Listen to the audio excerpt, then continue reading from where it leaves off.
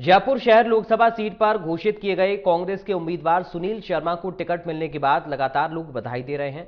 सुनील शर्मा ने India news से बातचीत करते हुए कहा कि उनका उद्देश्य जयपुर शहर को व्यवस्थित करना है। जयपुर शहर की यातायात व्यवस्था, साफ सफाई, चिकित्सा व्यवस्था समेत मूलभूत सुविधाएं जयपुर को अच्छी मिले, इसके लिए काम करेंगे। शर्मा ने कहा कि जनता के आशीर्वाद से उनको जीत मिलेगी।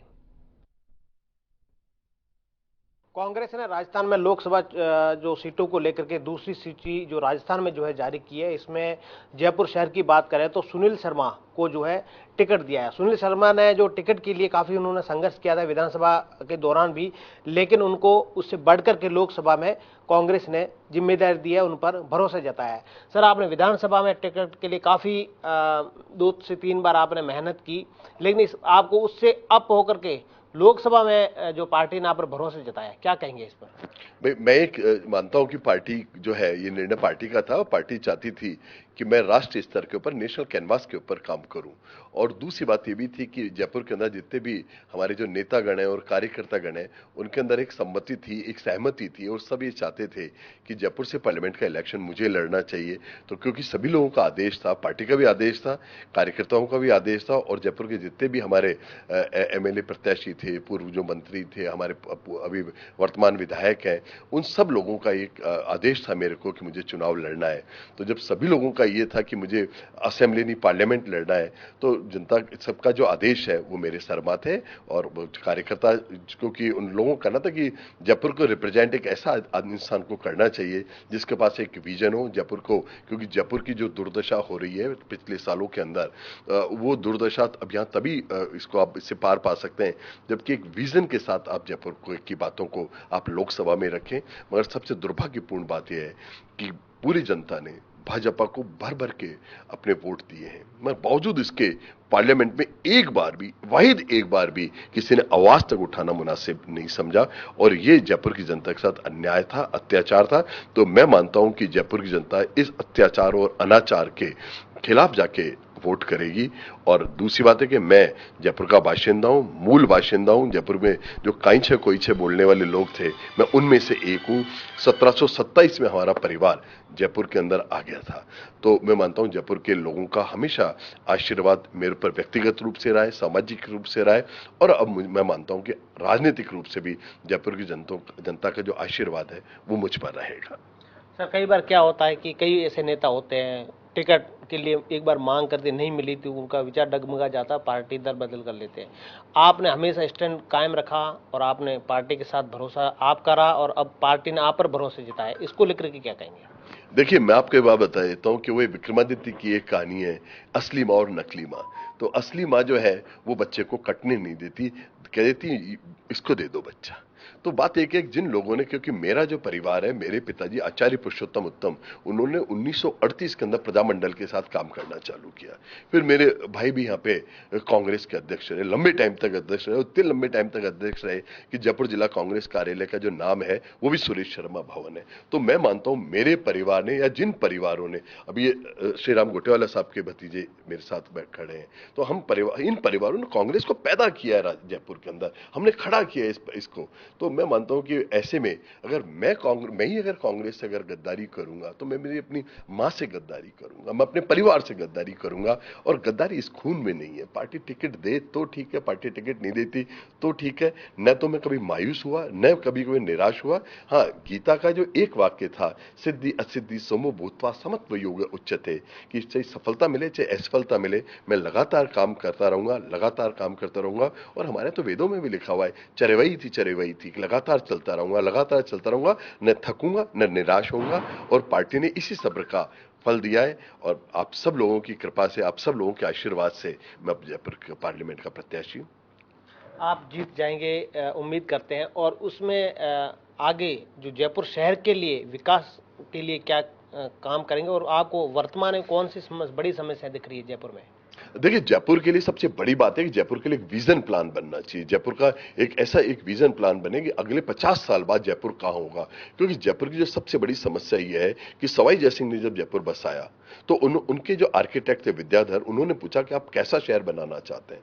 तो सवाई जयसिंह ने एक जवाब दिया था कि जो एक बार आ जाए वो जाने की सोचे ही नहीं। तो वो उन्होंने ये बात प्लान की थी कि जयपुर की एक लिवेबिलिटी, रहने लायक जो जो जो एम्यूनिटीज होती हैं, जो फैसिलिटीज होती है, उस पर काम करें, नियोजन पे काम करें, प्लानिंग पे काम करें।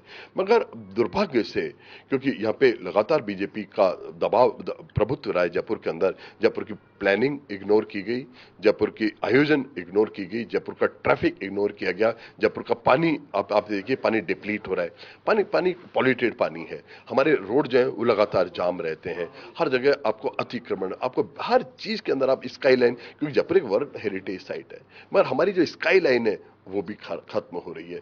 तो मैं पहला काम तो ये करूंगा, अगर मुझे मौका मिलता है, कि जयपुर के लिए एक विजन प्लान बनाए, 50 साल आगे का विजन प्लान बनाए, और उस विजन प्लान के लिए जो मॉडर्न जो टूल होते हैं, जैसे GIS है, ज्योग्राफिक इंफो सिस्टम, इन ऐसे मॉडर्न टूलों का इस्तेमाल करते हुए, उन सेंसर्स का इस्तेमाल करते हुए जयपुर को बिल्कुल एक मॉडर्न स्मार्ट सिटी बनाया जाना चाहिए। मगर दुर्भाग्यपूर्ण बात यह है कि भाजपा के आपके बोर्डों के होते हुए, भाजपा के आपके सांसदों के होते हुए, जयपुर सफाई के अंदर टॉप 25 में भी स्थान नहीं बना पा रहा। ये बहुत दुर्भाग्यपूर्ण बात है, और जयपुर की दशा भी बदलेंगे, जयपुर की दिशा भी बदलेंगे। सर, आपके सबसे पसंदीदा सीट विधानसभा की देखी जाए तो हवा महल, और हवा महल जो क्षेत्र है वो पूरा कंजेस्टेड एरिया है, और वहाँ पर जो समस्याएं हैं, पानी की सबसे बड़ी समस्या है, सीवरेज की, और ये सबसे बड़ी समस्या है। अगर आपको मौका मिलता है, जनता आपको मौका देती है, इससे किस तरह से निपटेंगे आप? देखिए, केवल बात केवल हवा महल की नहीं है, पूरी चार दीवारी मेरा घर है। क्योंकि देखिए, ये चार दीवारी जो है, वहां मैं पैदा हुआ, मैं बड़ा, मतलब मेरी पूरी बचपन की जो स्मृतियां हैं, वो चार दीवारी की जो गलियां हैं, पानों के दरीबे की गलियां, चाणक्य मार्ग की गलियां, गंगा पुल, चौकड़ी मोदी खाना, चौकड़ी विश्वेश्वर जी, चौकड़ी तोपखाना हुजूरी, चौकड़ी तोपखाना देश, पुरानी बस्ती मेरा ननिहाल। तो वो जो पूरी गलियां हैं, वो सब मेरे को आज भी फैसिनेट करती हैं, और उस पूरे शहर के अंदर ये समस्या है। तो उस सीवरेज के ऊपर काम होना चाहिए, वहाँ के ट्रैफिक के निकास के ऊपर काम होना चाहिए। आज तो दुर्भाग्यपूर्ण हालत यह है कि अगर किसी को हार्ट अटैक आ जाए शहर के अंदर, तो उसको हॉस्पिटल नहीं पहुंचाया जा सकता। तो ये इन सब चीजों को, ऐसा थोड़ी कि वहां बच्चे पैदा नहीं करती औरतें, वहां डिलीवरी वाली औरत को वहां पे हॉस्पिटल पे नहीं पहुंचाया जा सकता। तो मैं पूरी वॉल सिटी के लिए एक कंपोजिट एक प्लान बनना चाहिए कि उसका हेरिटेज स्टेटस भी बना रहे, लोगों के रोजगार भी लोगों को मुहैया हो, और एक शहर अगले 50 साल तक अपनी खूबसूरती को बरकरार रख सके। इसके लिए काम मैं करूंगा, और इसके लिए मेरी प्रतिबद्धता किसी भी इंसान से कमजोर नहीं है। बिल्कुल, यहाँ पर पर्यटक सबसे ज़्यादा चार दीवारी में आते हैं, और यहाँ पर ये कि यहाँ की रौनक दूर दूर तक जाती है। तो यहाँ का अगर उसी पर्यटकों को और आम जनता को अगर समस्या होती है तो कितना उनको फील होता होगा, और इस तरह पर्यटक से जुड़ी हुई समस्याओं को निपटाने के लिए क्या करेंगे अगर मौका मिलता है?